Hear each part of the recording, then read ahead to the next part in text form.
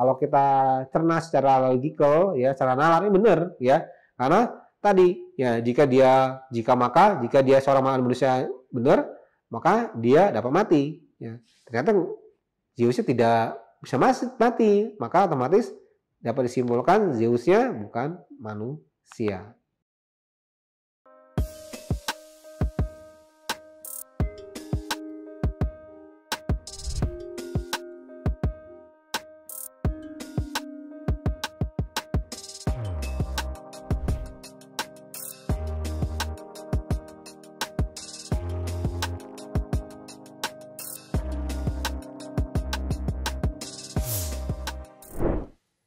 Yang selanjutnya adalah model atau bentuk dari penambahan disjungsi. Nah, namanya menambahkan artinya di sini ditambahkan ya di kesimpulannya atau di konklusinya. Oke, di sini bentuknya adalah secara umum adalah P itu sebagai premis atau Q sebagai premisnya, maka konklusi adalah P atau Q. Ya, jadi di sini kita baik menggunakan P atau Q itu akan menghasilkan suatu bentuk kesimpulannya P atau Q. Contohnya adalah Simon adalah siswa sekolah menengah umum. Oke. Dapat disimpulkan bahwa Simon adalah siswa sekolah menengah. Menengah di sini bisa umum, bisa pertama, ya. Nah, di sini namun menambahkan ya dari kesimpulannya. Selanjutnya berbeda dengan menambahkan. Selanjutnya adalah penyederhanaan. Ini menyederhanakan tadi yang kompleks jadi sederhana. Ini kebalikan dari tadi ya. Nah, di sini ada kondisi di mana bentuk umumnya adalah P dan Q dapat kita simpulkan P atau Q. Jadi di sini P dan Q kesimpulannya P atau P dan Q kesimpulannya Q. Jadi pilih salah satu yang disesuaikan. Ini merupakan suatu argumen yang valid. Contohnya, Lina menguasai bahasa pemrograman basic dan Pascal. Artinya di sini di premis kita mengetahui bahwa Lina ini mampu kedua-duanya, baik bahasa pemrograman basic dan Pascal. Kalau kita bisa simpulkan bahwa Lina ini menguasai bahasa pemrograman basic. Benar nggak? Pasti benar. Atau sebaliknya, kalau kita simpulkan bahwa Lina menguasai pemrograman Pascal. Apakah benar? Ya benar, karena Lina menguasai kedua-duanya. Ya, ini merupakan bentuk namanya penyederhanaan konjungsi. Oke? Sampai sini cukup jelas, teman-teman? Oke, selanjutnya kita lanjutkan ke bentuk namanya silogisme. Yang kita bahas pertama adalah silogisme disjungsi. Nah, ini mirip dengan tadi ya, penambahan disjungsi. Di sini namanya silogisme disjungsi. Namanya disjungsi artinya operator yang digunakan adalah atau, ya. Nah, di sini bentuknya adalah secara umum bentuknya adalah premis pertama adalah bentuk P atau Q, premis kedua adalah negasi P. Akan menghasilkan suatu konklusi atau kesimpulan Q. Selanjutnya juga sama, jika premis pertama P atau Q, premis kedua yang negasi Q, akan menghasilkan kesimpulan atau konklusi yang yaitu P.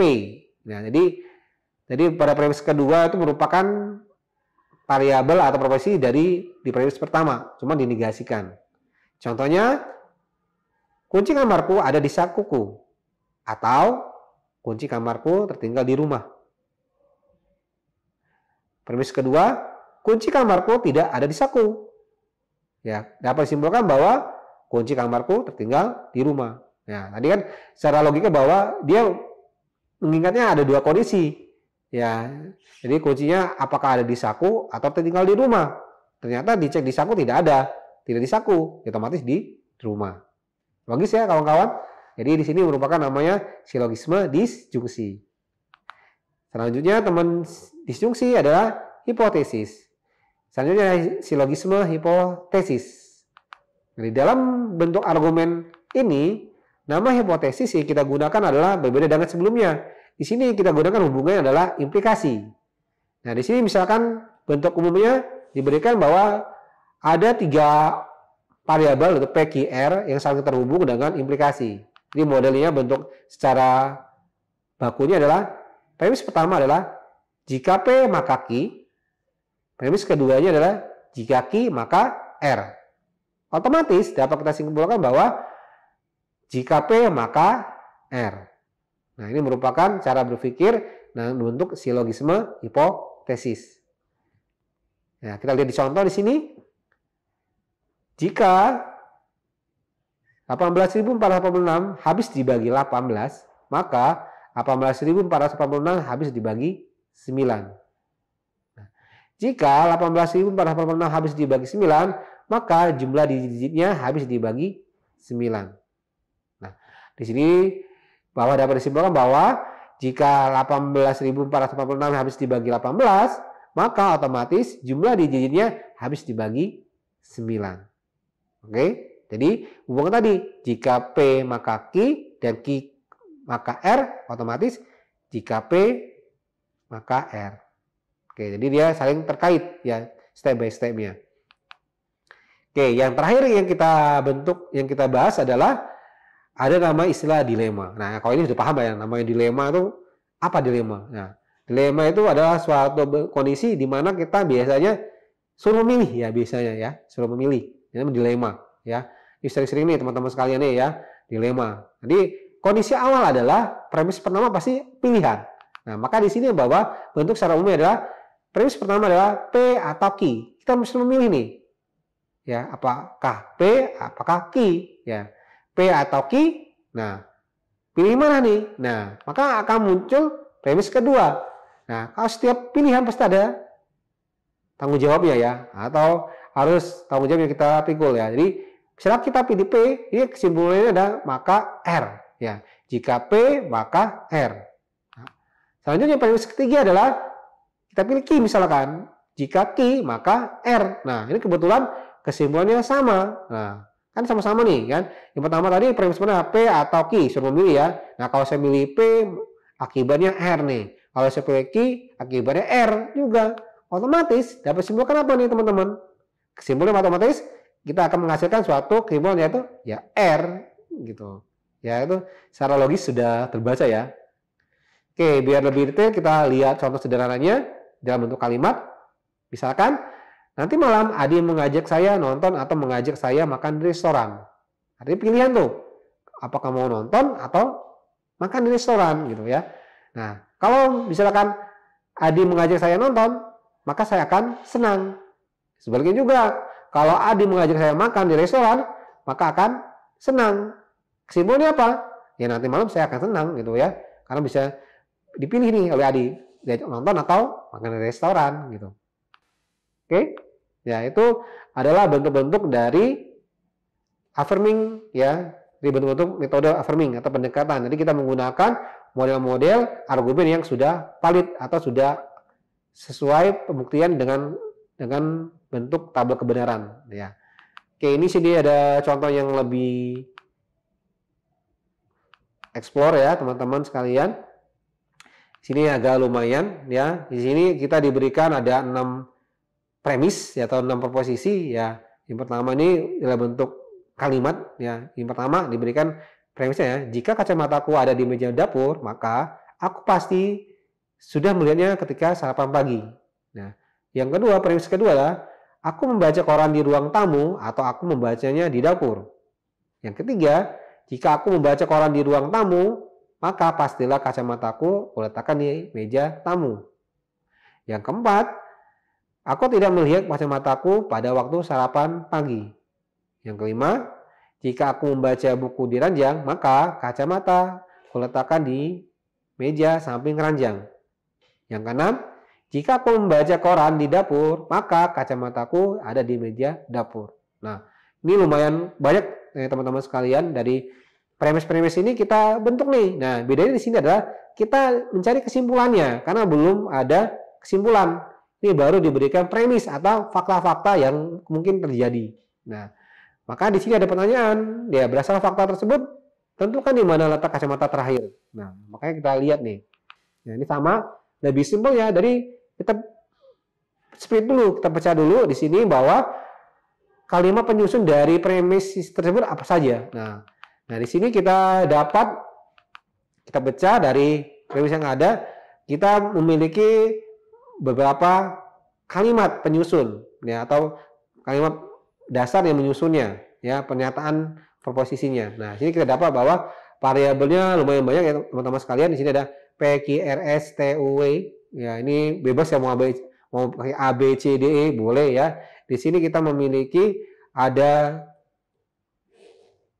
7 ya, ada 7 proposisi, ada 7 variabel yaitu P, Q, R, S, T, U, W.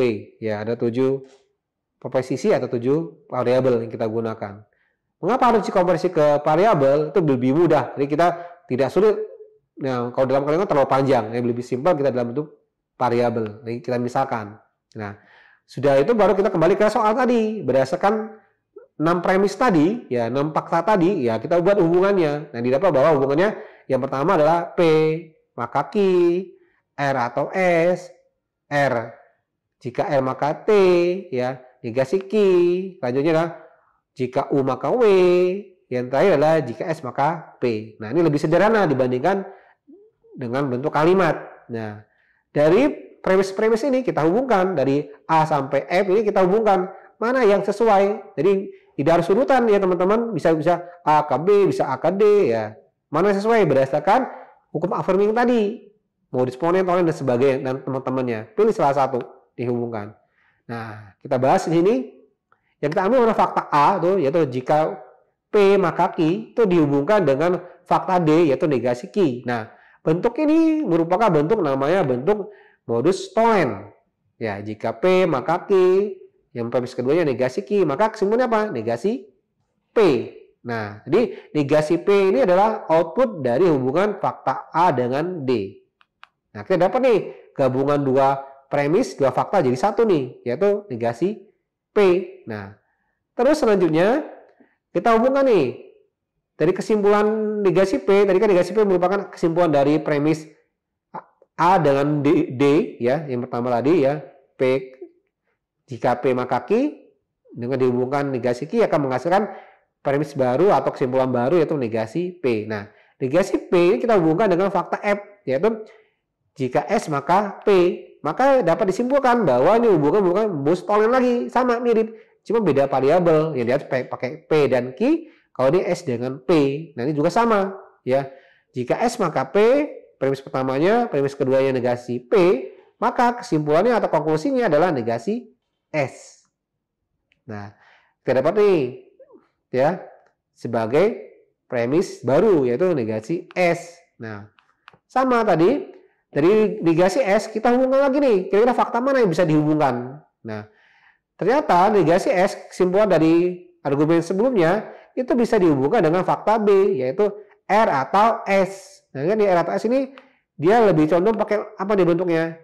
Affirmingnya. Ternyata pakai argumen namanya silogisme disjungsi. Ya, bahwa R atau S dihubungkan dengan negasi S itu akan menghasilkan kesimpulan bahwa R. Ya. Nah, selanjutnya dari kesimpulan R, ya premis baru didapatkan kira-kira dia cocok kemana nih dihubungkan. Ternyata kita lihat bahwa cocok dengan fakta C yaitu R maka T. Jika R maka T, premis keduanya kita kasih di itu tadi kesimpulannya itu R. Maka kesimpulannya di sini ada bentuknya modus ponens. Maka kesimpulan kita dapat adalah T. Nah, T tadi kita sudah jelaskan atau kita sudah definisikan sebelumnya. T itu berisi bahwa kacamata ada di meja tamu. Oke. Dari sini kita dapat bahwa dari ke-6 premis atau fakta yang ada, tidak semua fakta dapat digunakan. Karena apa? Disesuaikan dengan variabel pembentuknya. Nah, jadi misalkan diberikan ada 5, apakah kelima-kelima pasti kepakai Pak hubungannya? Belum tentu. Lihat kondisi yang sesuai. Jadi kita harus memilih, menganalisis mana faktor premis yang sesuai dapat dihubungkan dengan bentuk-bentuk argumen yang sudah valid. Dari modus tolen, ponens, silogisme, sampai dilema. Sampai sini cukup jelas teman-teman? Oke. Nah, jadi itulah untuk pertemuan kali ini ya, kita dapat bahwa suatu argumen, fakta itu dapat kita buktikan valid atau tidak, dapat kita gunakan juga dalam pola pikir kita juga. Jadi kita bisa menghubungkan antara fakta satu dengan lainnya, kesimpulan bagaimana, apakah valid atau tidak. Oke, terima kasih teman-teman untuk pertemuan kali ini. Jangan lupa untuk subscribe, like, share, and comment pada video pembelajaran ini di channel Kuliah Teknokrat. Wassalamualaikum warahmatullahi wabarakatuh.